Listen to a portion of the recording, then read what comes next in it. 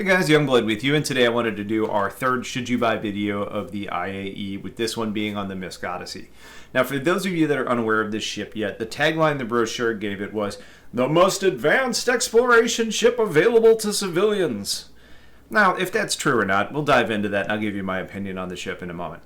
The Odyssey is currently being sold with lifetime insurance as a war bond sale, which means new money only, for $625, or if you want the standard purchase with IAE's 10-year insurance is going to be $700.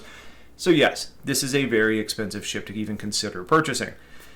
Friendly reminder is that anyone can start the game at close to AAA pricing and earn basically everything in the game, so while it may take a while, there's no need to purchase this ship at this tier. And with that disclaimer out of the way, let's jump into the details. You're probably going to see a lot of comparisons between the Odyssey and the Carrick from here on out, because they are a couple of the top tier exploration ships available in the game and people want to explore, so people are going to compare them. And the first thing to compare is size. The Odyssey is big, 140 meters long, 90 meters wide, 35 meters tall, which is bigger than the Carrick in every dimension, which is coming in at 126 by 76 by 30. Crew size for both the Odyssey and the Carrick is 6, and in the Odyssey there is a shared area for bunks. There's a kitchen area, along with common space in the center of the ship. Behind the gathering area, you're going to find a locker room, which likely has suits or suit lockers, along with weapons racks, and it is logically placed near the hangar of the ship and near the elevators to help prepare for away missions. That elevator is able to take you between the various levels of the ship, or exit near the middle on the underside to get to the planet side. The hangar on the Odyssey is one of the most attractive options the ship brings along, because it is significantly larger than the hangar on the Carrick. The Carrick, which was designed for the Pisces, although other ships can fit in there, they all have to be pretty small. The Odyssey is capable of hauling bigger ships around. The brochure shows a Sabre leaving the hangar, which makes you think it's close to the hangar that's on the Polaris. I think what opens the door to more ships is that the hangar seems to cover several decks and the main interior of the ship. So you should have less height restrictions than you see in the Carrick, even struggling with small ships like the Arrow because the wings fold up and make a height problem. The size offers flexibility in what you can bring along, and I've seen the Terrapin, actually several of them able to be fit based on models. 4 M50s, a Vulture looks like it would be close, maybe an Ares if you kind of angled it in, etc.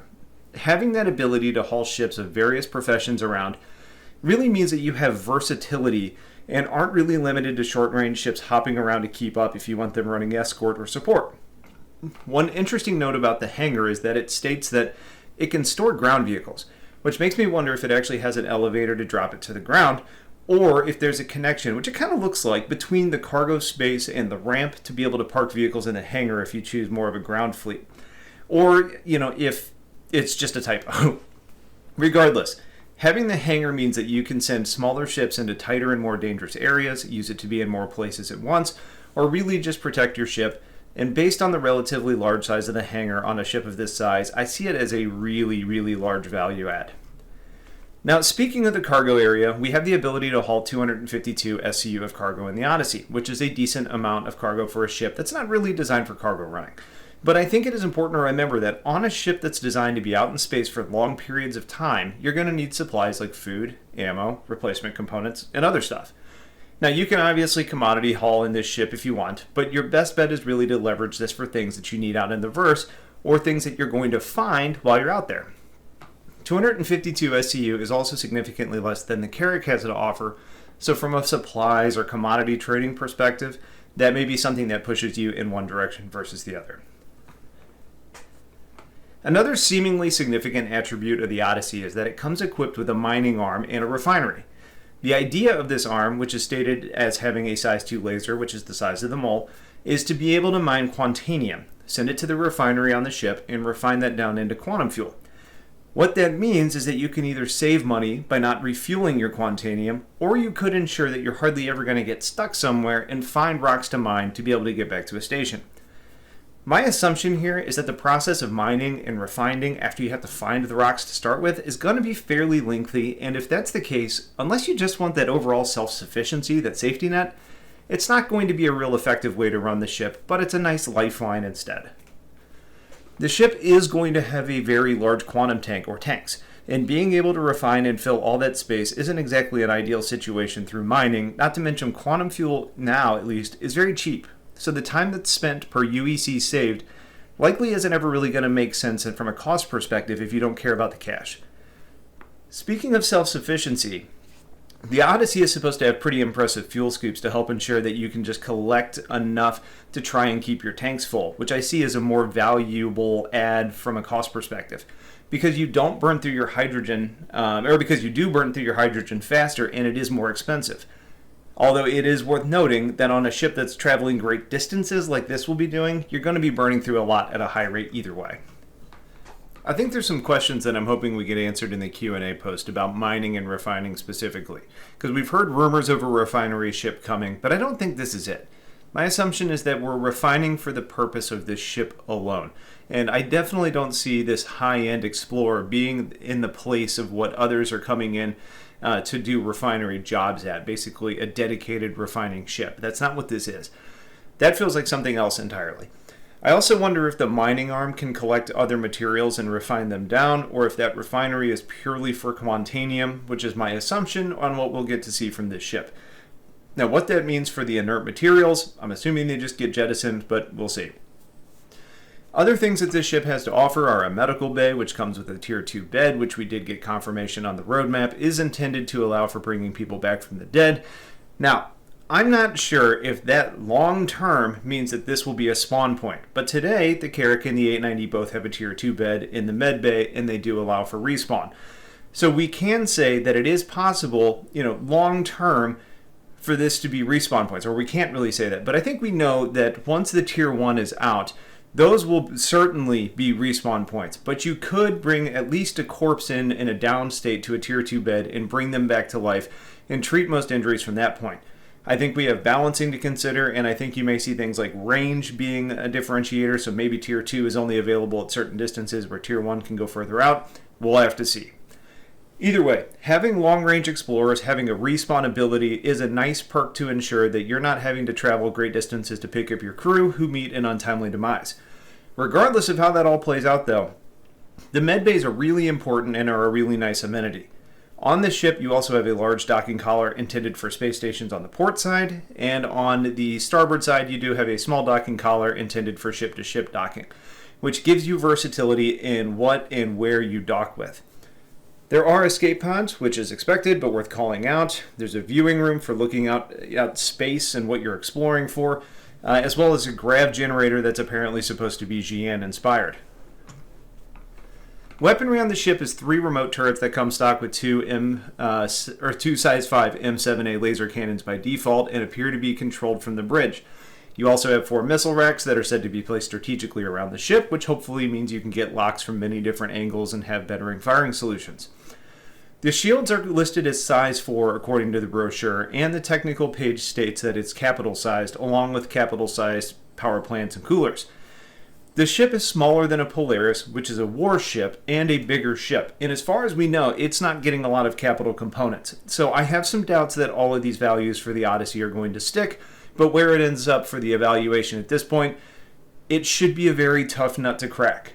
I think this is likely kind of the dreamer's view of what this ship should be. And once it leaves the designer's hands and starts moving into the developers and game managers, I think some of these values will change a little bit. Other components to review are 2 large fuel intakes, which makes a lot of sense, as does the large fuel tanks, the quantum drive, jump engine, radar, and 2 medium computers. The brochure states that the cockpit has excellent visibility, but I kind of look at it and just see a Starfarer or a whole D front, and I think, no, it's not going to be great unless you like looking at dashboards. Now, the size of the ship may mean that the windows from the interior are far larger than you expect based on the pictures we see from the outside, thus giving you decent visibility, plus appearing to have a decent wraparound. But until we really see that interior of the ship in more detail, we're not really going to know. So, with all that in mind, let's dive into the Carrick and Odyssey pros and cons and move into the should you buy on this ship. I think there's a few points where the Carrick has preference in my mind. There's the greater cargo capacity, and probably more important than that is that those modules that you're carrying cargo in, they have planned modularity to be able to give you more utility out of the ship. Being able to add things like science or research modules, or maybe a ground-based module, or really just whatever gets dreamed up. We just don't know, but there's going to be options in the future. I think we've also seen that the Carrack is intended to do things like jump point plotting by deploying the antennae off the sides of the ship. The Odyssey may be able to do this as well, but it isn't mentioned, so it raises the question of kind of the role of Pathfinder versus Explorer, which may end up being the main differentiation between these ships, which could mean that there's different types of scanners on board, or maybe more powerful scanners on the Carrack, but again, we need to see. The Carrack has something that I think is often forgotten and very important in my book, which is the drones. The drones are able to go out and do exploration on their own. They can go into areas where maybe your ship can't, and it can mean that they can be out in more places at one time, kind of spreading your search. Now, the drones, are potentially swappable. They seem to be kind of relatively similar in their design. And you might be able to swap out Explorer drones for repair drones, which could help to keep you afloat for longer without having to EVA your ship or call in services. Speaking of that repairability, the Carrack has the room on the interior for repairing stuff that you can carry into it, which could be things like your gear or subcomponents or really just who knows what else. But that's a nice sustainability perk to be able to keep your crew and your ship afloat. Now, we don't really know what the Carrack's cartography deck will offer in the future, but it does seem like a great experience should it be helpful for plotting paths and journeys. And the Carrack has a proper captain's quarter, which is kind of a soft ad, but is important to some people, so it's worth calling out. The things that I see favoring the Odyssey over the Carrack are the self-sustainability by leveraging the fuel scoops and the mining ability to keep your quantum full. The significantly larger hangar on the Odyssey means that you have more versatility on the support ships that you can bring along and can help keep you better protected. And especially when you combine that with the size 5 guns versus the size 4 on the Carrack, and those guns being remote controlled from the bridge versus being manned. And then on top of that, you have the capital size shields, at least for now. I think you have a much more offensive and defensively capable ship that survives attack better. Overall, personally, I still prefer the Carrack. I think there's a lot of similarities and there's some niceties that come on the Odyssey that aren't on the Carrack, or there's ones that I think that are there but don't really add the value. And when you kind of do the reverse comparison about what the Carrack is missing over the Odyssey, I just don't see it. I also appreciate that the Carrack has a lower price tag. But if we look in a vacuum of price and just say, should you buy the Odyssey? If that's the price range of ship that you're in and exploration is at your core, then sure, it's a good buy. I think for those that want to, treat their large exploration ship as their mobile long-range base of operations, the Odyssey does that a little bit better, mostly based on the weaponry and the larger hangar. Now, I think for those that are really wanting to go out and chart new paths, if you don't mind returning to base to fuel, then the Carrack probably does that better. I think there's one kind of gotcha here when you look at these two ships, though. And that's that the Carrack is the one that we think is suited to go out into new jump points, chart the territory. And once you get there, you would almost expect to have the ability to explore that new space. That being said, if you found something new and uninhabited, those places aren't going to be places that you can refuel. There's no space stations there. And that seems to favor the mining and refining ability of the Odyssey. So what we may see here is that the Carrack is more used as that Pathfinder, used to plot courses and find new places to explore.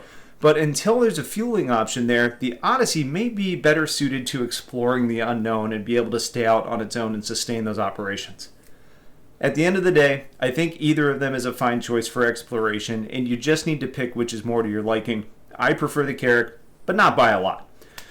So with that in mind, there's your should you buy on the new MISC Odyssey. Hopefully that helps you understand the ship a little bit better and if it's the right option for you.